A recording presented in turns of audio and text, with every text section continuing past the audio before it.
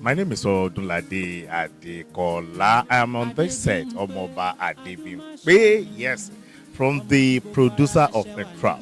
This is another fantastic one, and I'm very sure you're going to enjoy it.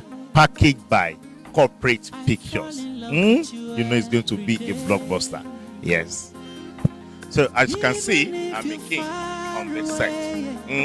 I love my daughter, and I don't want her to marry Latif Adedimeji. You know it's going to be a very tough one.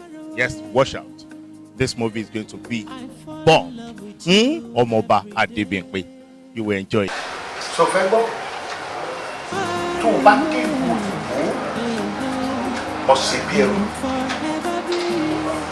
Nínú rẹ̀ jẹ́ púpọ̀ pé ọmọ ọba lọ rí.